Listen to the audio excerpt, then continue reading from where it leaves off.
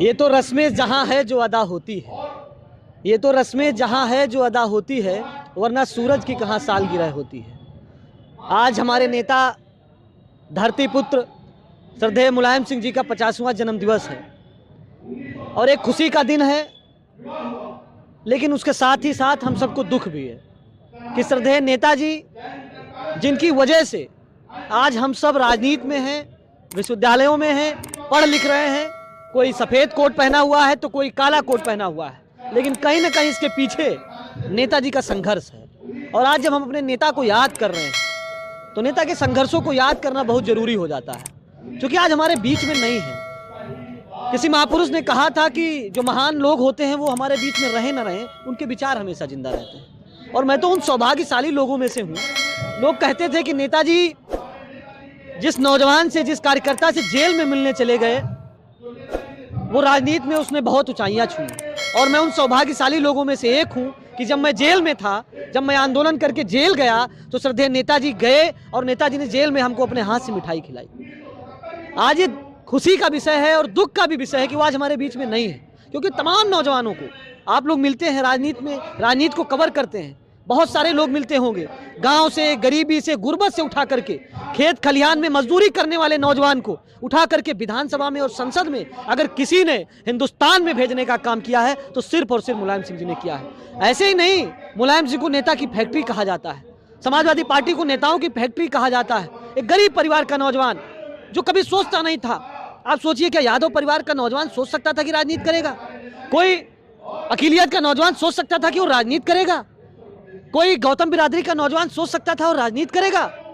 लेकिन जब नेताजी राजनीति में आए और जब मंडल आयोग बना, मंडल की लड़ाई को नेताजी ने पूरे देश में लड़ा।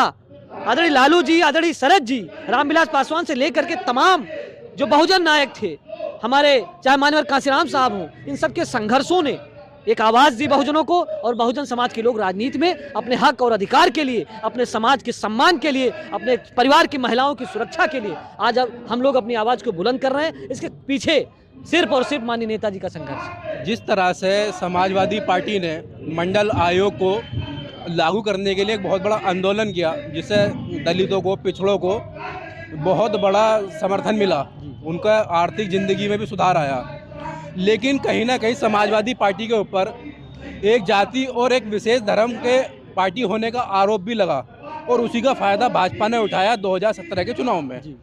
उसके बाद में वो सत्ता में आते हैं और समाजवादी पार्टी को एक विशेष धर्म की और एक विशेष जाति की पार्टी घोषित कर देते हैं। लेकिन आप जिस तरह बता रहे हैं कि इस नेताजी ने सारी जातियों के, सारे धर्मों के लोगों को आगे लेकर बढ़े हैं, तो कहीं ना कहीं समाजवादी पार्टी से कौन सी चूक हुई है वो, जो जनता के बीच संदेश नहीं दे पाई कि समाजवादी पार्टी सभी वर्गों की, वो पिछड़ों की, दलितों की पार्टी है। देखिए, चूक तो हुई है, हम अपनी बात पहुंचाने में कामयाब नहीं हो पाए। हमने काम किया, हम काम करते रहे और लोगों ने गुमराह कर दिया जनता को।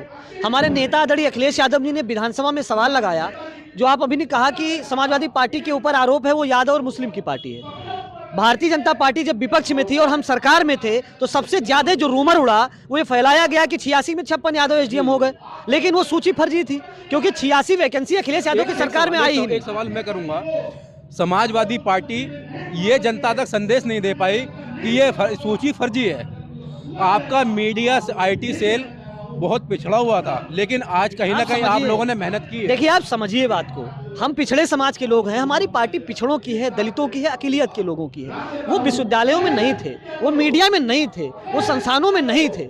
मैं वही कह रहा हूँ ना कि आज अगर हमारे लोग आ रहे हैं और वो नेताजी का संघर्ष है, उसमें नेताजी के खिलाफ रूमर फैलाया गया, अखिलेश जी के खिलाफ फैलाया गया, लेकिन मुझे भरोसा है कि जैसे जैसे हमारे समाज के लोग विश्वविद्यालयों में जा रहे हैं, पढ़ लिख रहे हैं, वकील बन रहे हैं, डॉक्टर बन रहे हैं, मास्टर बन रहे हैं, पत्रकार बन रहे हैं, तो मुझे भरोसा है आने वाले समय में भारतीय जनता पार्टी और RSS की तरफ से कोई भी रूमर नहीं फैलाया जा पाएगा। हम लोग उसका माकूल जवाब देंगे। और आप देख भी रहे हैं, चूंकि आप मीडिया में हैं, हम आप लोगों को भी धन्यवाद देना चाहते हैं कि जिस तरीके से आप लगातार सवालों को उठा रहे हैं, समाजवादी पार्टी के पक्ष को दिखा रहे हैं। आज सोशल मीडिया अगर नहीं होता तो मुझे लगता है कि समाजवादी पार्टी को दिखाने वाला कोई नहीं है। मीडिया में कौन लोग बैठे हैं? हजारों साल से वही लोग हैं, उनकी आवाज़ बुलंद हो रही, हमारी आवाज़ बुलंद करने वाला कोई नहीं था। लेकिन आज छोटे छोटे चैनल हैं, यूट्यूब के चैनल हैं, जो समाजवादियों की आवाज़ को उठा रहे हैं, और हम लोग भी प्रयास कर रहे हैं कि अपने सोशल मीडिया को मजबूत किया जाए। और जो आपने कहा कि भारतीय जनता पार्टी ने एक आरोप आपके ऊपर लगा दिया कि यादवों की पार्टी है, मुसलमानों की पार्टी है, हमें कोई, देखिए, ये स्वीकारने में गुरेज नहीं है कि हमारी ताकत यादव और मुसलमान है। हमारी ताकत है, लेकिन क्या नेताजी के कभी फैसले में आपको दिखा कि हमने सिर्फ और यादवों के लिए काम किया? क्या कन्या विद्या दिन हमने सिर्फ यादवों को ले दिया, मुसलमानों को दिया? हमने लैपटॉप सिर्फ यादव और मुसलमानों को दिया? हमने पेंशन यादव और मुसलमानों को दिया? हमने सिंचाई फ्री की तो क्या यादव और मुसलमान किसानों की फ्री हुई? हमने सस्ता बीज, सस्ती दवाई, सस्ती पढ़ाई, सस्ता इलाज दिया अगर किसी को, तो क्या सिर्फ यादव और मुसलमानों को दिया? हमने अस्पताल और स्कूल बनवाए, क्या यादव और मुसलमानों के लिए बनवाए? हमने सड़कें बनवाई, हमने कन्या विद्या धन दिया, हमने लोहिया आवास दिए, हमने जनेश्वर मिश्रा और लोहिया ग्रामीण योजना के तहत हमने गाँवों को विकास किया। क्या यादवों का गाँव का विकास हुआ? उसमें सारे के सारे समाजों का विकास हुआ है, वो चाहे अगड़ा हो, पिछड़ा हो, दलित हो, महिला हो, वंचित हो, शोषित हो, सबका विकास हमने किया है। लेकिन हमसे गलती यही रही कि हमने अपनी मीडिया को नहीं मजबूत किया। फिर वही सवाल आता है कि आप मनुवादी मीडिया काउंटर नहीं कर पाए। नहीं, आप समझिए, आप किसी भी व्यवस्था से अब लड़ने जाते हैं तो आपको उसका एक विकल्प बनाना होता है। आप किसी को ये आरोप लगाकर कि ये गलत है तो आप उससे अपना हित नहीं साध सकते हैं। इसलिए हम विकल्प तैयार कर रहे हैं और हम आराम से, हमारे नेता भी लगे हुए हैं। आपने देखा होगा कि अभी लोग कहते हैं कि समाजवादी पार्टी उत्तर प्रदेश की पार्टी है, लेकिन हमारे नेता ने मध्य प्रदेश में हलचल मचा दी। आज वहां लोग कह रहे हैं कि अगर मध्य प्रदेश में सरकार किसी की बनेगी तो सिर्फ और सिर्फ अखिलेश यादव के समर्थन से बनेगी। अखिलेश यादव की तरफ लोग देख रहे हैं, वो चाहे भारतीय जनता पार्टी के लोग हो या कांग्रेस के लोग हो। लेकिन मेरे नेता ने स्पष्ट कहा है कि हम भारतीय जनता पार्टी के साथ कभी नहीं जा सकते, उससे समझौता नहीं कर सकते। वहां पे बीजेपी के खिलाफ जो सरकार बनेगी, उस सरकार को अखिलेश यादव समर्थन देने का काम करेंगे, ताकत देने का काम करेंगे। और 2024 में भी भारतीय जनता पार्टी के विकल्प में जो सरकार बनेगी, देश में समाजवादियों के समर्थन से बनेगी। और मेरा तो पूरा भरोसा है कि हमारे नेता आदरणीय अखिलेश यादव जी 2024 में देश की गद्दी को संभालने का काम करेंगे, देश का नेतृत्व करने का काम करेंगे। आपका कहना है कि देश के प्रधानमंत्री श्री अखिलेश यादव जी बनेंगे? बिल्कुल बनेंगे। समाजवादियों की सरकार होगी, और हम तो चूंकि समाजवादी पार्टी के कार्यकर्ता हैं, कौन कार्यकर्ता नहीं चाहता है कि हमारा नेता प्रधानमंत्री ना बने? और हमें इस बात की तो मलाल है कि हमारे नेता आदरणीय मुलायम सिंह जी प्रधानमंत्री बनते बनते रह गए। उसमें अपनों की ही कुछ कमी थी, और आज वो जो अपने दूर थे वो आज अपने पास आ गए हैं। चाहे वो बिहार के लोग हों, हरियाणा के लोग हों, एमपी के लोग हों, उत्तराखंड के लोग हों, या दक्षिण भारत में हो, तमाम ऐसे लोग हैं जो हमारे नेता आदरणीय अखिलेश यादव जी के पीछे खड़े हैं, उनका नेतृत्व स्वीकार कर रहे हैं। आपकी कार्यकर्ता होने के साथ साथ एक भावना ये है कि अखिलेश यादव प्रधानमंत्री बने, लेकिन अखिलेश यादव की दिलचस्पी दिल्ली में नहीं, लखनऊ में है। देखिए, कोई भी नेता मीडिया से नहीं स्वीकार करता है कि हमारी दिलचस्पी कहाँ है, लेकिन अगर प्रधानमंत्री बनने का मौका मिलेगा, देश की जनता आदरणीय अखिलेश यादव जी पर भरोसा करेगी, गठबंधन के लोग भरोसा करेंगे, तो हमें उम्मीद है कि जिस तरीके से उत्तर प्रदेश को उत्तम प्रदेश बनाने का काम हमारे नेता ने किया था, उसी तरीके से हमारे देश को, हिंदुस्तान को, इंडिया को उत्तम देश बनाने का काम करेंगे। और नेताजी के जन्मदिन पे मैं आपको मिठाई खिलाना चाहता हूं, मेरी तरफ से आप लड्डू खाइए।